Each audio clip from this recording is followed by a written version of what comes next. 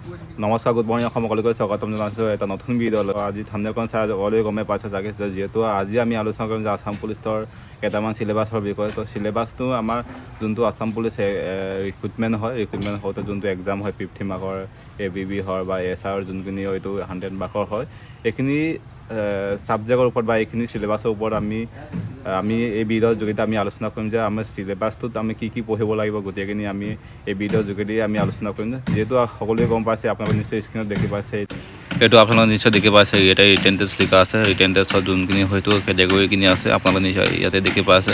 ইয়াতে 7.8D আপোনালোকে লিখা আছে। ইয়াতে written test will be consist of 100 multiple choice type question, মানে 100টা আপোনালোকৰ মাল্টিপল চইচ কুৱেশ্যন আহিব, যোনটোত এটা কুৱেশ্যনত হাফ মাৰ্কেট ৰাখিব, দুটা কুৱেশ্যনত 1 মাৰ্কেট ৰাখিব। এইখিনি হয়তো আপোনালোকে নিশ্চয় দেখি পাইছে। ইয়াতে লিখা আছে যে correct answer will the application will be get half mark. তো ইয়াতে লিখা আছে, আপোনালোকে নিশ্চয় দেখি পাইছে। আৰু ইয়াতে লিখা আছে নিশ্চয় question will be the for a level of the class 9-10 total mark to the written test will be 50। There will be no' negative marking. ইয়াতে লিখা আছে, আপোনালোকে নিশ্চয় দেখি পাইছে। ইয়াতে আপোনালোকে নিশ্চয় দেখি পাইছে যে তাৰমানে ইয়াতে কৈছে যে আপোনালোকৰ যিমানখিনি কুৱেশ্যন পেপাৰ আহে এইখিনি মানে আপোনালোকৰ ক্লাছ 9-10ৰ 99% মানে ক্লাছ 9-10ৰ কুৱেশ্যন, মানে কিতাপৰ এটা কুৱেশ্যন পেপাৰ আহে বুলি ইয়াতে লিখা আছে, আপোনালোকে নিশ্চয় দেখি পাইছে।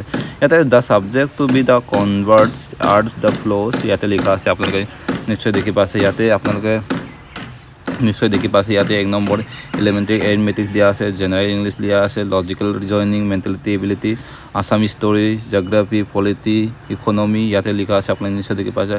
ইয়াতে লিখা আছে general awareness, general knowledge, current affair, গোটেইখিনি ইয়াতে আপোনালোকে নিশ্চয় দেখি পাইছে। এইখিনি আপোনালোকে নিশ্চয় দেখিবলৈ পাইছে যাকে।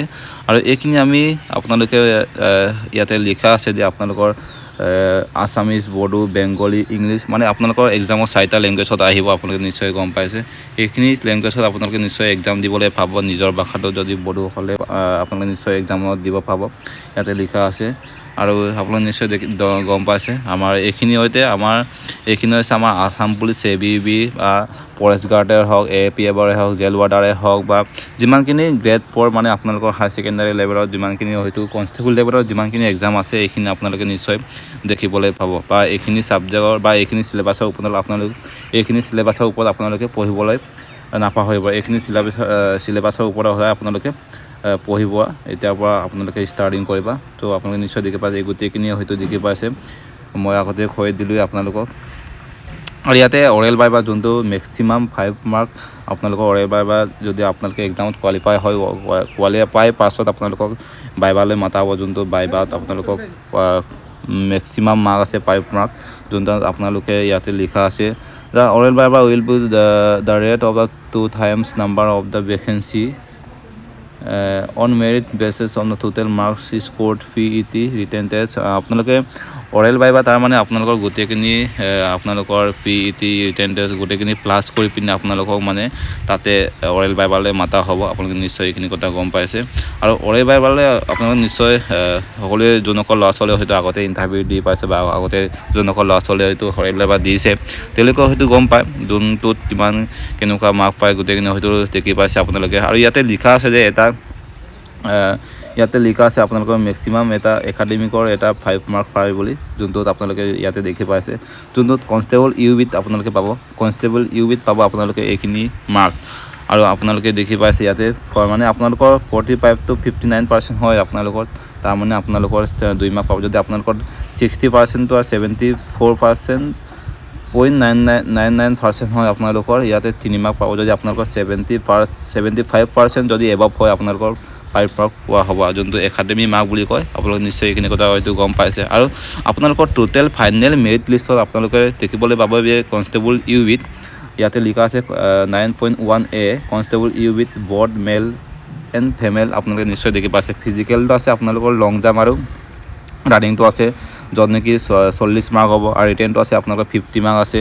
আৰু অৰেল বাইবা আছে আপোনালোকৰ 5 মাৰ্ক আছে। আৰু একাডেমিক যোনটোত এতিয়া অলপ আগতে আমি কৈ গৈছিলোঁ, যোনটোত ইয়াতে আপোনালোকে একাডেমিক মাৰ্ক আপোনালোকে যদি 75% যদি এবাভ হয় আপোনালোকৰ 5 মাৰ্ক পাব। এইখিনি হয়তো ইয়াতে দিয়া আছে, আপোনালোকে নিশ্চয় ইয়াতে দেখি পাইছে। আৰু এইখিনি আমি সদায় চকুৰো বা চাব লাগিব। আৰু ইয়াতে লিখা আছে আপোনালোকৰ কনষ্টেবল AB অনলি মেল, আপোনালোকে নিশ্চয় দেখি পাইছে।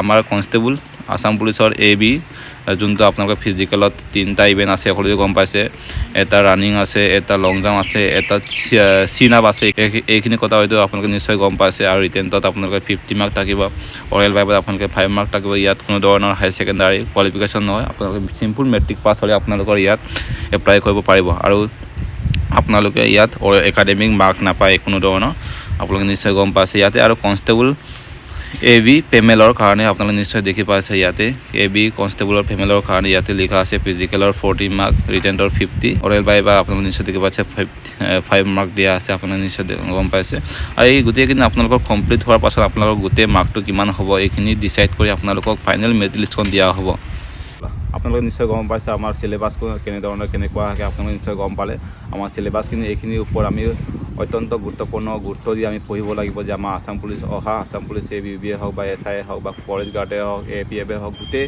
পোষ্টৰ কাৰণে আমি মন দি পঢ়িব লাগিব এইখিনি চিলেবাছৰ ওপৰত আপোনালোকে নিশ্চয় গম পাইছে হয়তো কম্পিটিশ্যনটো বহুত হাৰ্ড হৈ গৈছে বা কম্পিটিশ্যন বহুত হাই হৈ গৈছে সেইটো কাৰণে আমি সদায় কম্পিটিশ্যনৰ লগত আমি দৌৰিব লাগিব যে আমাৰ চবফালে আমি দৌৰিব লাগিব যে আমাৰ এইফালেও আমি 60 ভিতৰত বা 100ৰ ভিতৰত আমি 95% এবভ আমি পাব লাগিব তেতিয়াই আমি কাইলৈ হয়তো আমাৰ ইণ্টাৰভিউত বা মেৰিট লিষ্টত আমি নাম অহা চান্স এটা আছে আৰু এইখিনি আছিল আপোনালোকৰ মাজত সৰু এটা ভিডিঅ' চ'